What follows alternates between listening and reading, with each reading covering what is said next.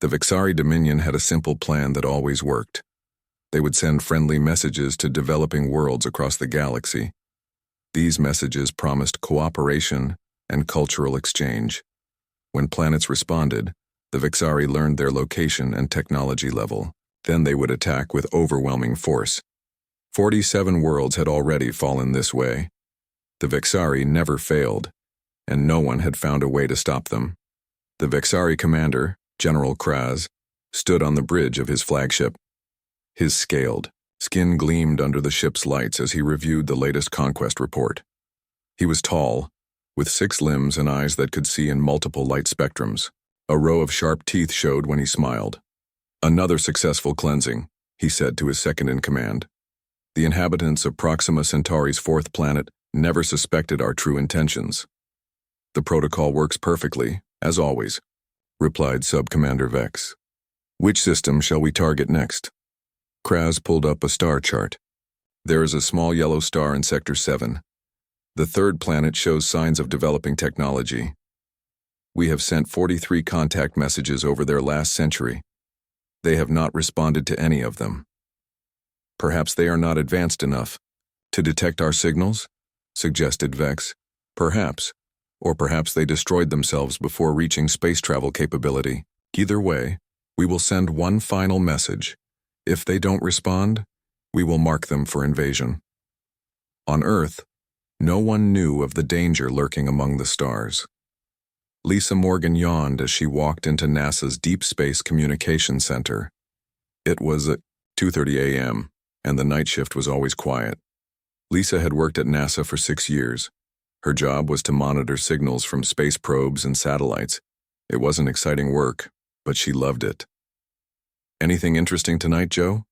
she asked as she set her coffee on the desk.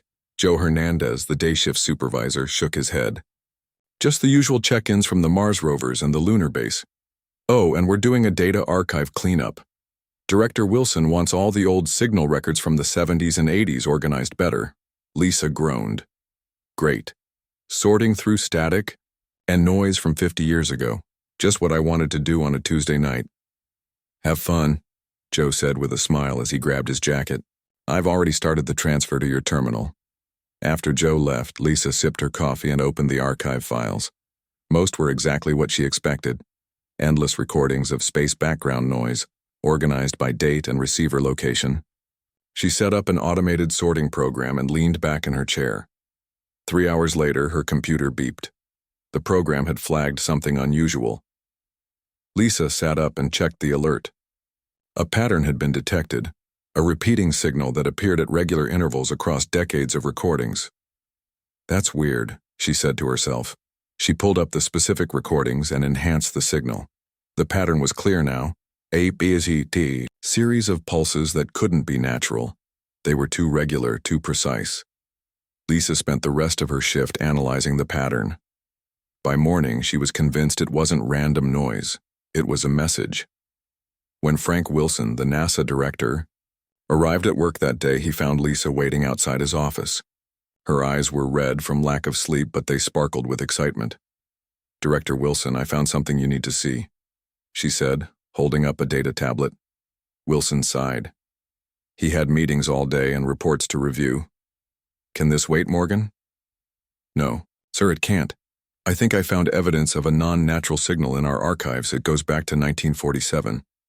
Wilson's eyes widened. "Come in," he said, unlocking his office door. Inside, Lisa showed him the pattern she had discovered. "It repeats every 67 days, sir, for decades, but it was always filed as background interference." "Could it be from one of our own satellites?" "Military communications, radio interference?" Wilson asked. "No, sir. The signal comes from the direction of Proxima Centauri, and it started before we had satellites." Wilson stared at the data. If Lisa was right, this could be the biggest discovery in human history. "Who else knows about this?" "Just me, sir, and now you." "Keep it that way for now. I'll give you access to our advanced signal processing tools and assign you one person to help. Someone who can keep quiet." That person was Alan Davis, a computer scientist who specialized in pattern recognition. Alan was brilliant, but preferred to work alone, which made him perfect for this secret project. When Wilson introduced him to Lisa and explained the situation, Alan's usual bored expression changed to one of intense interest.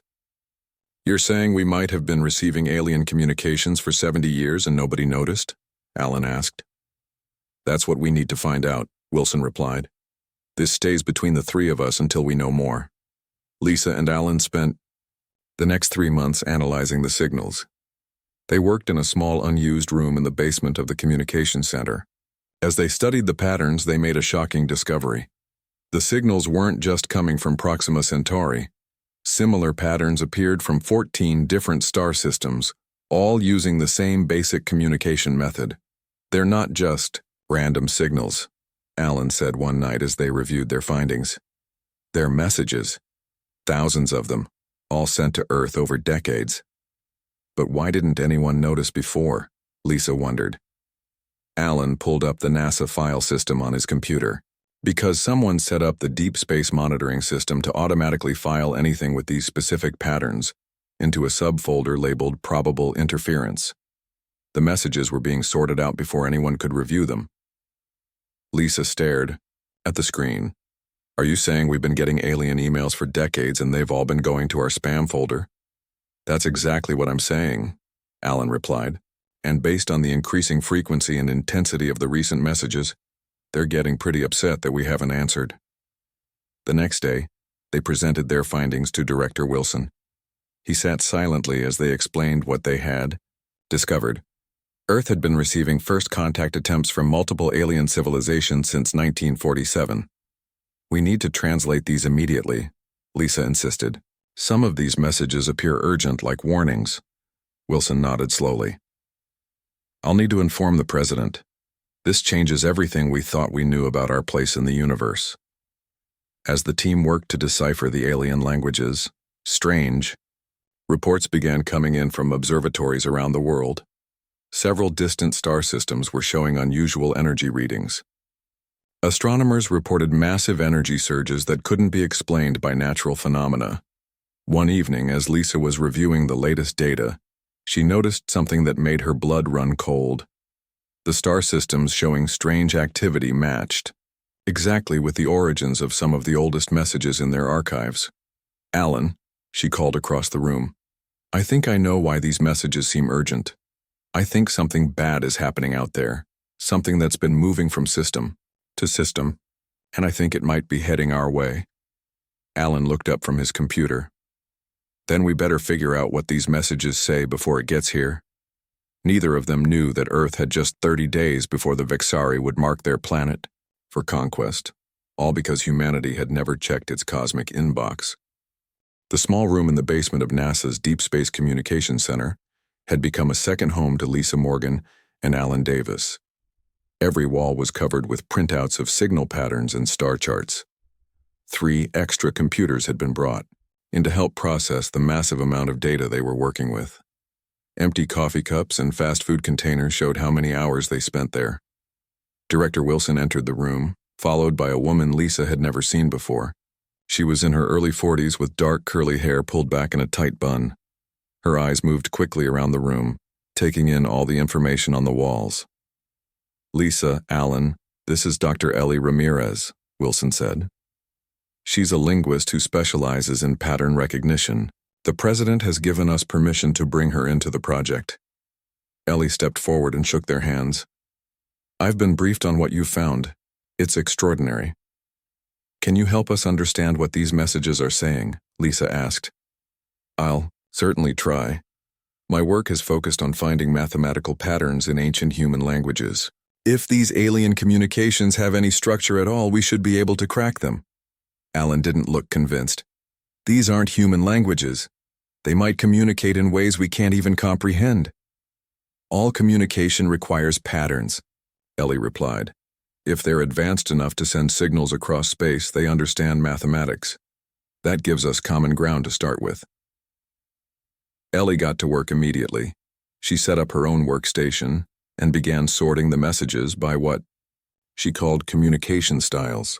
After 3 days of non-stop work, she called the team together. These aren't messages from just one civilization, she explained, pointing to her computer screen. I've identified at least 14 distinct communication patterns. Each one has its own rhythm and structure. 14 different alien species have been trying to contact us? Lisa asked, her eyes wide. At minimum, Ellie confirmed. And they're not just saying hello. She showed them her analysis of the earliest messages. They followed simple mathematical sequences that even humans could recognize as friendly greetings. But as Earth continued to ignore them, the patterns became more complex and urgent. The tone changed dramatically around 1983, Ellie said. Look at how the pulse intervals shorten and intensify. In human terms, they started shouting. Alan leaned closer to the screen. What are they shouting about? That's what we need to find out, Ellie said. But I believe some of these are warnings. For the next 2 weeks, Ellie worked with Alan to develop a translation algorithm. They fed every pattern they could identify into the program, looking for correlations and meaning. Meanwhile, Lisa worked with NASA astronomer Paul Winters to study the unusual stellar activity reported by observatories around the world. One evening, Paul rushed into the basement room, his face pale. I've matched the locations, he said, spreading a star chart on the table. The strange energy readings we've been detecting match exactly with the origin points of the oldest messages in our archives. What do you think it means? Lisa asked. I think something is happening to those star systems, Paul replied. Something bad. At that moment, Ellie called out from her computer. I've got it. I've got a partial translation of one of the recent messages. Everyone gathered around her screen as she displayed a series of symbols that her program had translated into English words. This is from a message sent 8 months ago, she explained. It mentions something called the Vexari Protocol and refers to systematic elimination of what I think translates to unresponsive worlds. A chill ran through the room. Wilson was the first to speak. Are you saying these aliens are warning us about some kind of threat? Not just warning, Ellie said, her voice quiet. I think they're telling us we're next. The next day, Ellie made another breakthrough. The most recent messages contained detailed technical information, star charts, defense specifications, and encryption codes. They weren't just warnings. They were instructions. It's like they're trying to give us the tools to protect ourselves, Alan said as he studied the data. A week later, Ellie finally completed the first full translation of one of the most recent messages. When she read it aloud, the room fell silent. This is the Galactic Cooperative's final communication attempt. Vexari forces have conquered the Proxima system. Earth is now the only remaining Level 4 civilization in Sector 7. You must respond with the provided authentication sequence immediately. Failure to acknowledge will be interpreted as technological inadequacy, triggering the Vexari Protocol. You have 30 Earth days remaining.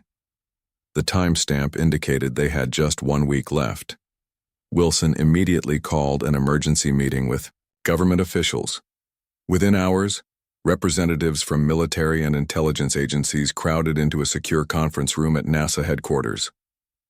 Let me get this straight, said General Richard Harris, a stern man with short gray hair. Aliens have been sending us warnings for decades, and we've been ignoring them because the messages went to some kind of spam folder? That's essentially correct, Wilson admitted. And now we may have just days before these Vexari decide we're their next target. What do we know about them? Asked Diane Foster from the National Security Agency. Lisa stood up and showed images of the unusual energy signatures detected in distant star systems. We believe the Vexari have been systematically attacking worlds throughout our sector of the galaxy. The pattern of destruction matches exactly with the increasing urgency of the warnings we've received. What can we do against an enemy capable of destroying entire star systems? General Harris asked. We need to respond to the message, Ellie insisted. The Galactic Cooperative has provided us with an authentication sequence. If we send it back, they might be able to help us. Or it could tell these Vexari exactly where we are and what our capabilities are, countered a CIA analyst. They already know where we are, Lisa said. The warnings make that clear. Not responding guarantees we'll be targeted. After hours of debate, President Carolyn Wells made her decision. Dr. Ramirez worked with Ms. Morgan and Mr. Davis to craft a response. Explain our situation, why we've been silent all these years. Include the authentication sequence provided by this cooperative. What do we say to explain 80 years of silence? Alan asked. The president smiled grimly. The truth. Tell them. Their messages got caught in our spam filter. For the next 3 days, the team worked around the clock to compose Earth's first official response to an alien civilization. They carefully constructed a message that explained how the signals had been misfiled and overlooked. They included data about Earth's development, culture, and technological capabilities, along with the authentication sequence provided by the Galactic Cooperative. When the message was ready, it was transmitted using the exact protocols specified in the warnings. Then they waited. The tension was unbearable. Military forces worldwide were put on high alert, though everyone knew Earth had no defenses against an interstellar threat. Scientists monitored space for any sign of approaching vessels. Religious leaders offered prayers. Regular people, unaware of the specific threat, but sensing something was happening from the increased military activity, went about their lives with a growing sense of unease. 3 days later, as Lisa was monitoring communications in the basement room, a new signal appeared. This one was much stronger than any they had received before, powerful enough to be detected by commercial radio telescopes worldwide. We've got something, she shouted, calling the others over. The signal contained visual data unlike anything they had seen before. Ellie's translation program began processing it immediately. As the first images appeared on screen, Lisa gasped. They showed a massive fleet of ships changing course, away from Earth. The translation appeared below the images. Authentication accepted. Emergency protocols initiated. Defensive forces diverted. To your sector. Prepare for arrival of cooperative representatives. Maintain communication silence to avoid detection. For the first time in weeks, Lisa smiled. They're coming to help us. Alan wasn't as optimistic. But will they get here before the Vexari do? The news of an alien response spread quickly through the highest levels of world governments. Within hours, leaders from every major nation were connected through a secure video conference. President Wells sat at the head of a long table, surrounded by her advisors. On screens around the room, the faces of presidents, prime ministers, and other officials looked back with expressions ranging from fear to disbelief. Ladies and gentlemen, President Wells began, what I am about to tell you will change our understanding of humanity's place in the universe forever. She explained the situation as clearly as possible. The discovered messages, the Vexari threat, and the response from the Galactic Cooperative. Each leader listened in stunned silence.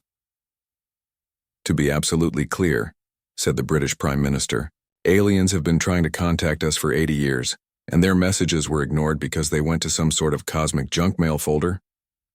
That is correct, President Wells confirmed. And now we have approximately 1 week before representatives from this galactic cooperative arrive at Earth. What do they want from us? Asked the leader of India. Based on the translation, they want to help us defend against the Vexari, President Wells replied. But beyond that, we don't know. The debate that followed was intense. Some leaders argued for immediate public disclosure. Others insisted on secrecy until they knew more. Questions of military readiness were raised, though everyone recognized the futility of current Earth weapons against an interstellar threat. We should prepare our populations, urged the president of Brazil. If these aliens arrive and are seen worldwide, panic could cause more damage than the truth. In the end, they agreed on a carefully coordinated announcement. Each nation would inform its citizens simultaneously, providing the same basic information to prevent contradictory messages. Scientists, religious leaders, and mental health professionals would be briefed first, ready to help the public process this world-changing news. The next day, at precisely 9 a.m. Eastern Standard Time, regular broadcasts around the world were interrupted. President Wells addressed the camera with a calm, steady voice. My fellow citizens of Earth, she began. Today I share with you a discovery of historic significance.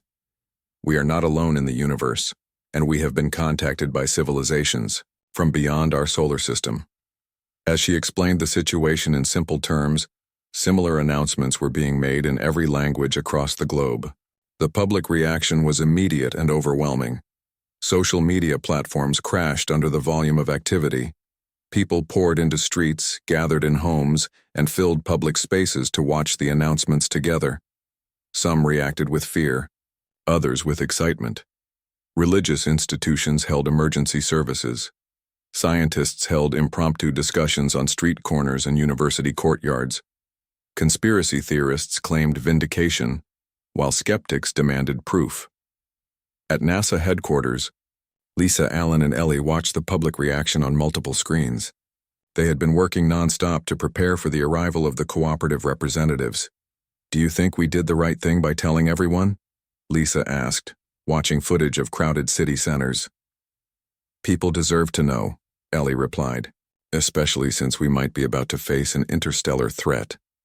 Alan was focused on his computer, analyzing new data from deep space monitors. "Speaking of which, we've got unusual readings from the outer solar system. Something's coming."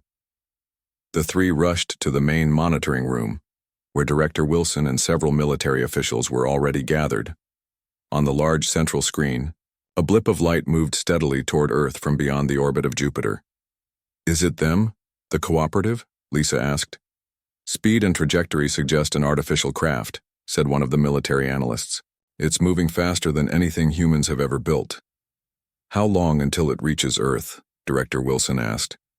"At current speed, approximately 16 hours. The next several hours were a blur of activity.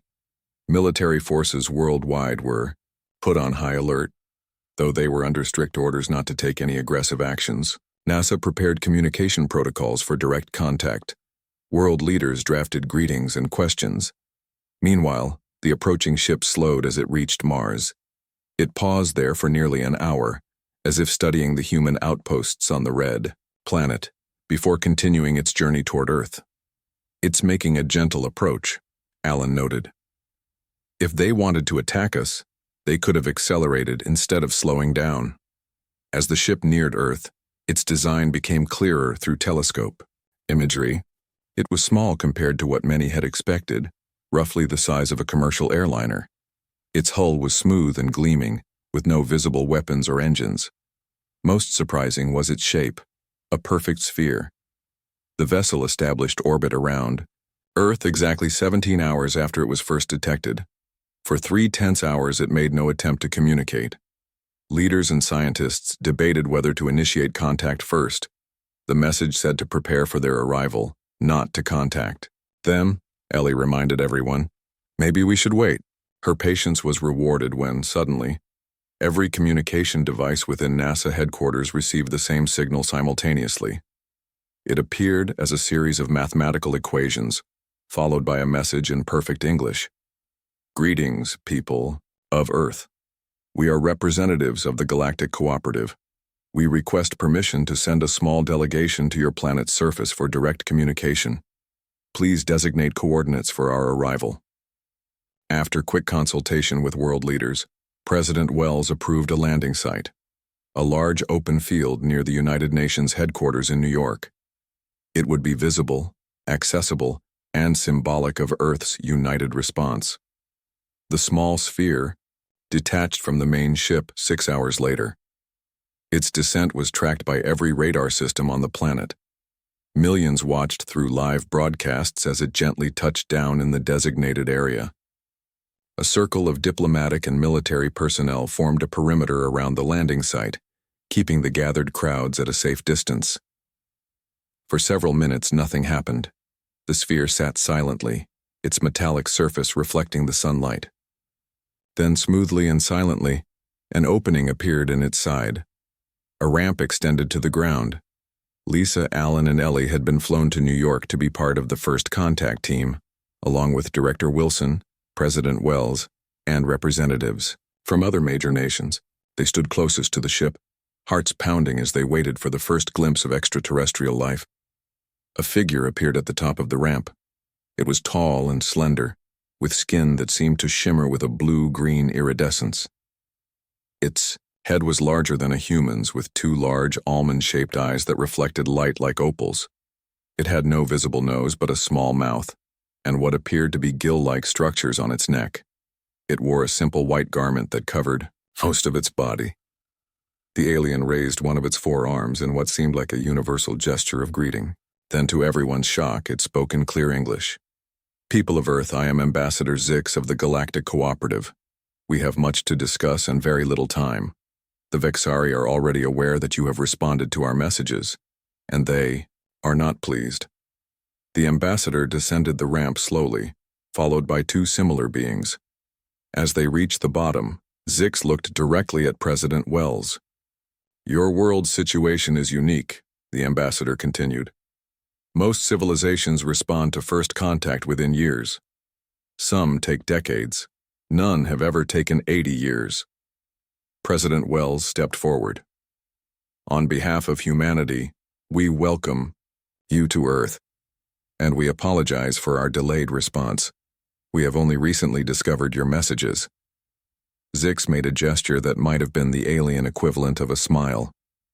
"What seemed like negligence may have been your greatest protection.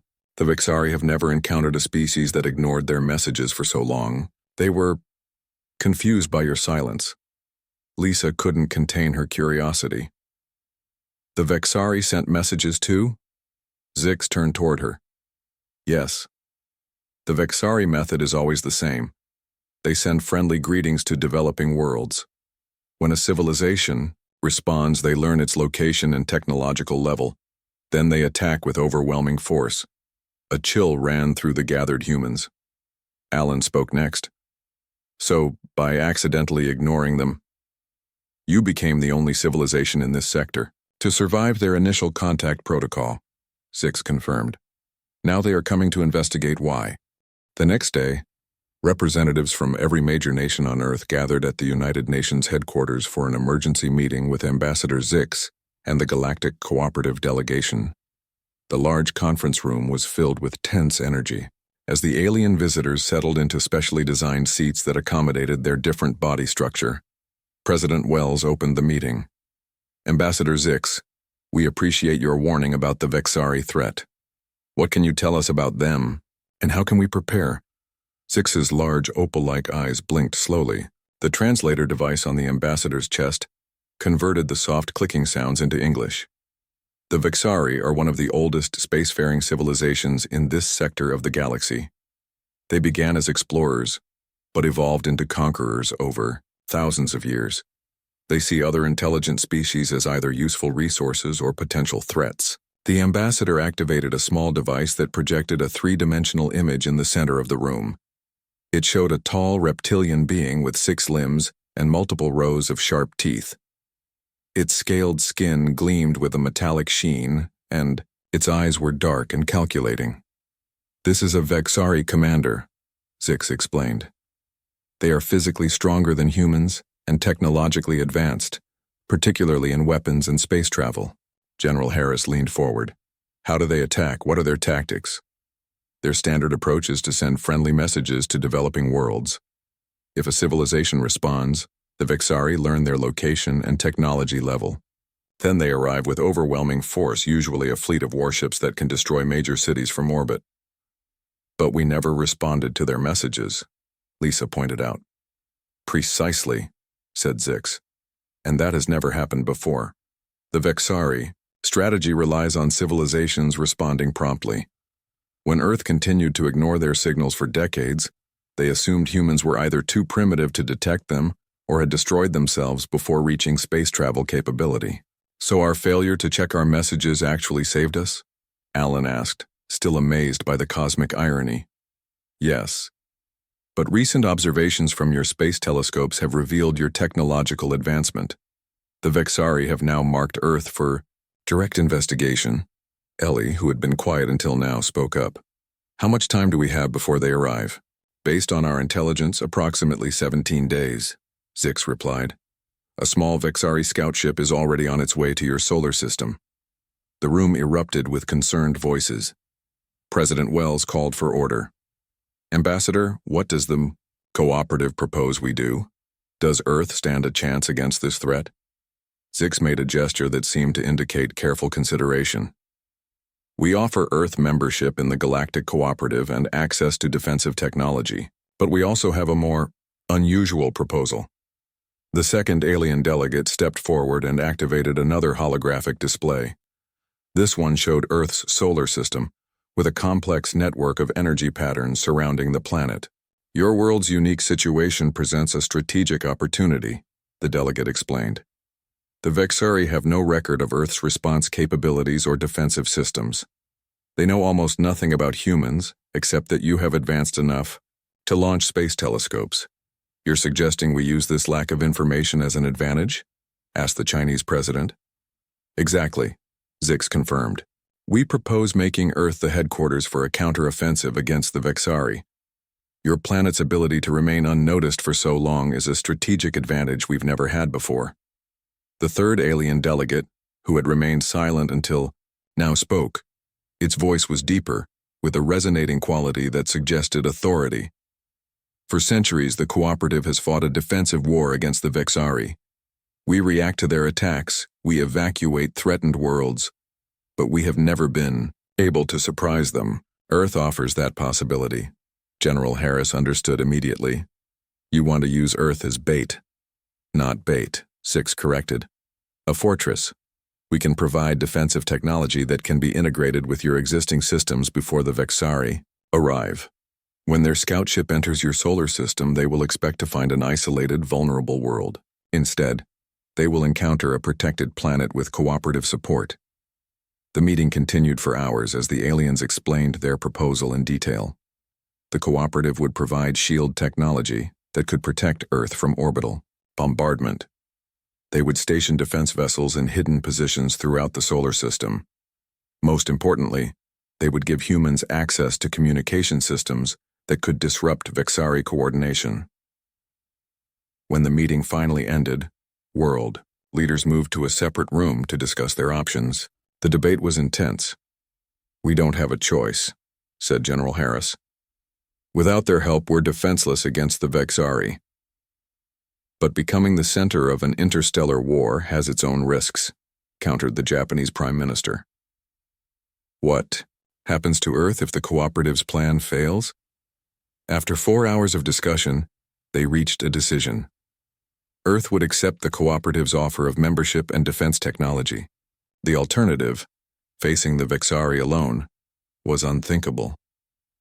Over the next week, Earth underwent a rapid transformation. Cooperative engineers worked with human scientists and military personnel to integrate alien technology with Earth's existing infrastructure. Satellite networks were enhanced with shield generators.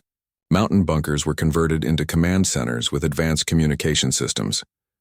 Lisa, Alan, and Ellie were assigned to work directly with Zix, helping coordinate between human and alien teams. One afternoon, as they watched Cooperative engineers install a shield generator at NASA headquarters, Lisa asked the question that had been bothering her. Ambassador, you said the Vexari have conquered 47 worlds. How many of those did the Cooperative try to defend?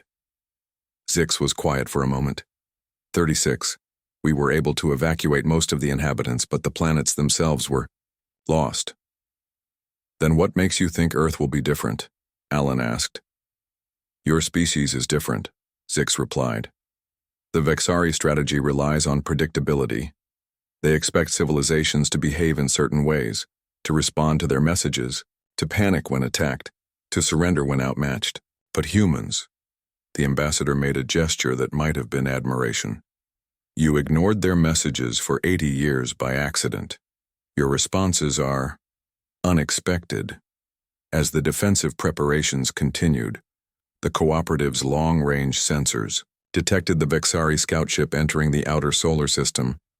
It was moving cautiously, following a path that would bring it past Jupiter in 3 days. General Harris convened a strategy meeting in the newly established Earth Defense Command Center beneath the Rocky Mountains. Representatives from the Cooperative and key human military leaders gathered around a holographic display showing the solar system. The scout ship will be looking for signs of our defensive capabilities, explained a Cooperative tactical officer. If they detect nothing unusual, they will signal the main Vexari fleet to attack. Our strategy must be to let them get close enough to be captured or destroyed, but not close enough to transmit their findings back to their fleet. President Wells looked at the assembled group, human and alien alike. How ready are our defenses? The planetary shield is at 78% capacity, reported a cooperative engineer. The disruption system for Vexari communications is operational. Defense vessels are positioned and cloaked throughout the system. General Harris nodded with grim satisfaction. Then we're as ready as we'll ever be. The Vexari have no idea what they're flying into. As the meeting concluded, Lisa found herself standing next to Ambassador Zix, both looking at the blinking dot representing the approaching scout ship. Ambassador, there's something I still don't understand, she said. Why did the Vexari target Earth in the first place? Why send us messages for 80 years? The Vexari target all worlds with potential, Zix replied. Your radio transmissions have been leaking into space since the early 20th century. They've known about Earth for a long time. And now they're coming to finish what they started, Lisa said quietly. Yes, but this time, they're the ones who don't know what's waiting for them. 6 months had passed since the first confrontation with the Vexari scout ship. Earth had changed in ways no one could have imagined before first contact. Cooperative technology had been carefully integrated into existing human infrastructure, hidden from orbital detection. What looked like ordinary satellite launches were actually deployments for the planetary shield network. Lisa Morgan stood at the window of the new Earth Defense Command Center, watching workers install yet another communication array on the roof of a nearby building. Her new title was Director of Interstellar Communications, a position that hadn't existed half a year ago. Quite a view, isn't it? Alan said, joining her at the window. He had been promoted too, now leading Earth's digital defense systems. Sometimes I still can't believe it's real, Lisa replied. A year ago I was just sorting through old space noise in a basement. And now you're helping save the galaxy, Alan said with a smile. Not bad for someone who found alien messages in the spam folder.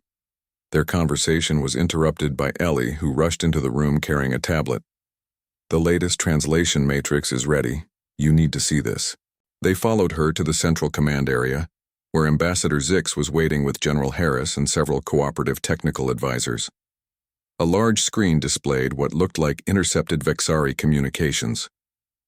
We've decoded their latest battle plans, Ellie explained. The main Vexari fleet is regrouping in the Tau Ceti system. They lost another 3 ships in the last engagement. Good, said General Harris. The ambush strategy is working. When the Vexari scout ship had entered Earth's solar system months ago, it had found what appeared to be an ordinary, undefended planet. But as it approached Earth orbit, it was captured in a tractor beam and disabled before it could send a warning back to the main fleet. The ship's crew had been taken into custody, and its communication systems were repurposed to feed false information back to the Vexari command. For weeks, Earth and the Cooperative had maintained the illusion that humans were unaware of the wider galaxy, all while preparing their defenses. When the first wave of Vexari warships arrived expecting an easy conquest, they instead faced a coordinated defense force of human and cooperative vessels. 7 Vexari ships were destroyed, and 5 more damaged before they retreated. The Vexari commander still doesn't understand how we were prepared for them, Zix said, looking at the intercepted messages. Their entire strategy relies on the element of surprise. But the real advantage, as everyone in the room knew, came from an unexpected source: Earth's digital communication systems. The Cooperative had been amazed by human concepts like spam, filters, priority inboxes, and data categorization algorithms. Your species' obsession with information sorting is remarkable, Zix had commented during an early strategy session. These spam filters and priority inboxes are completely unknown concepts to the Vexari. Working together, Earth's computer scientists, led by Alan, had adapted email filtering algorithms into a galactic communication disruption system.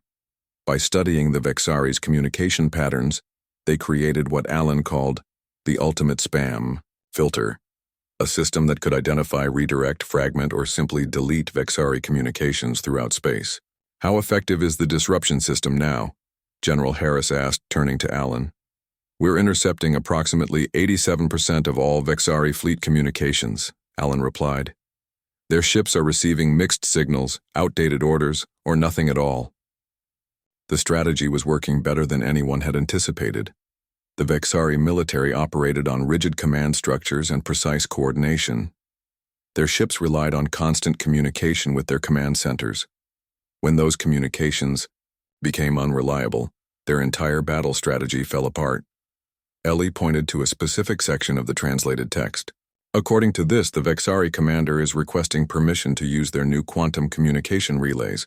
They think it might bypass our disruption systems. Lisa frowned. That could be a problem. Did we anticipate this? We did, said one of the cooperative engineers. The quantum disruptors are already being adjusted to account for this technology. The meeting continued as they refined their defense plans. 6 months of fighting had pushed the Vexari back from Earth's solar system, but everyone knew the war was far from over. The Vexari had conquered worlds for centuries. They wouldn't give up easily. 3 days later, the anticipated attack came. The Vexari launched their largest assault yet, a fleet of 30 warships using the new quantum communication system. They expected to catch Earth's defenses unprepared. Instead, they found their communications just as scrambled as before. Alan's team had worked around the clock to adapt their disruption technology to the new Vexari systems. As the enemy fleet approached Jupiter, their formation was already breaking apart due to conflicting orders and lost signals. Lisa watched from the command center as the battle unfolded. Cooperative ships, joined by the first human vessels equipped with alien technology, moved to intercept the Vexari. On the main screen, the enemy ships appeared as red dots, moving in increasingly random patterns as their coordination failed. They're completely disorganized, General Harris observed. Launch the counterattack. The battle lasted less than 3 hours.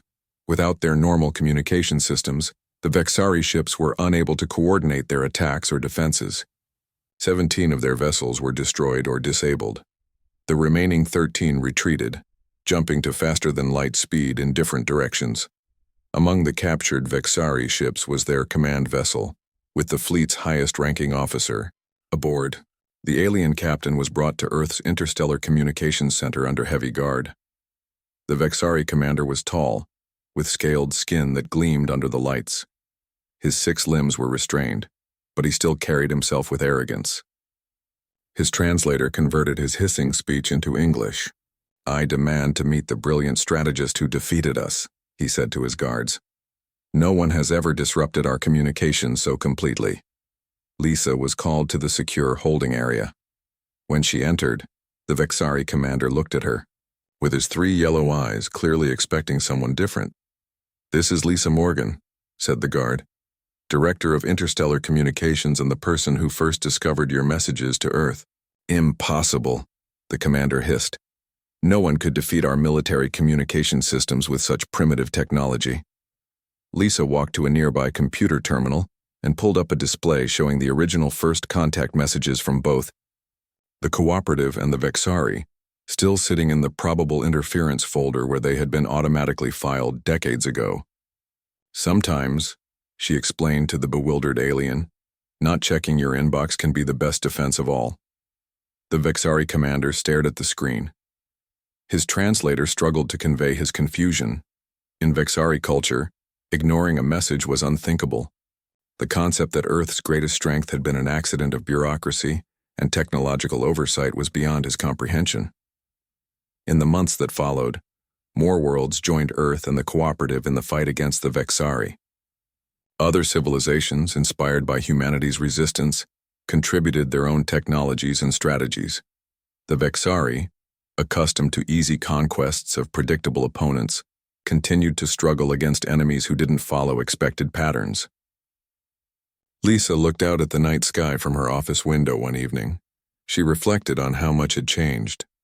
Earth was now a central member of the Galactic Cooperative, a hub of interstellar communication and coordination. Human email filtering systems had been adapted to protect communication networks across dozens of star systems.